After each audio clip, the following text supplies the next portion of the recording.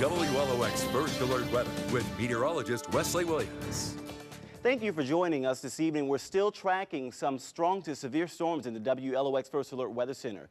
Severe thunderstorm watch remains in effect for Stone and George counties through 9 p.m. And now a severe thunderstorm warning remains in effect for those counties too through 7:30. So we are still about 50 minutes away from seeing the severe thunderstorm warning expire for those locations. Here's where the storms are on radar, those green and red areas just to the north of Lucedale. And we can put this into motion here and show you that it is moving from north to south. You might see some gusts of very strong winds. Actually, I'll ask Chief Meteorologist Carrie Duncan if she has the latest information. Actually, I can grab it from our printer here and see what they were talking about the wind speeds. But here's a look at the timing while I'm looking for the wind speed information. You can see the timing on your screen will arrive in Gulfport around 8:26 tonight or earlier, and looks like it will arrive in Waveland around 8:58 or earlier. So do keep in mind that we are looking at some pretty strong to severe storms here. So I finally have the warning in front of me, and I can see that they are saying that we can see some 60-mile-per-hour winds as well as some nickel-sized hail. So that's the information that you're seeing as well. 70 knot winds. Oh, wow. 70 knot winds along the Mississippi-Alabama border. And that'll be along with this storm here you see just near the Citronelle area. So we're continuing to watch that threat of some strong winds moving from north to south through the area.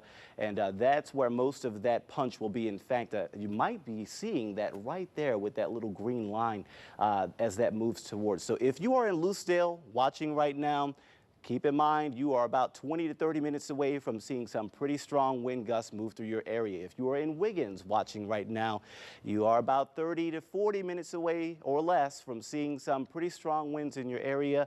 What these winds can do is probably wind up downing some power lines and or some tree branches, which in turn will lead both of those to some power outages in your area. So looks like that is going to likely be what we'll be dealing with here. Now, the bigger picture across the region, this is all a part of a low pressure system and a cold front that is going to be moving our way for Friday and Saturday. So far, no storm reports in the WLOX area, but as you see, over 200 storm reports there across the entire southeast. So let's take a look at the weather pattern. You can see where those storms are right now with the cold front that will try to move to the south, probably getting out well ahead of that front. And as you see, that severe thunderstorm warning contains a large area. We could see the warning issued farther down the line for Jackson County. So if you are watching from Jackson County, keep in mind that you probably are going to wind up seeing a warning later on this evening.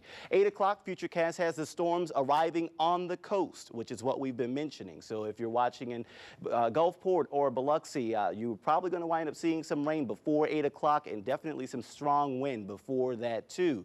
Of course, heavy rain and lightning with any of those storms. The good news is that once the first front line of storms passes through, it looks like we're going to kind of take a break here until Saturday afternoon when we see some on and off scattered showers into Sunday.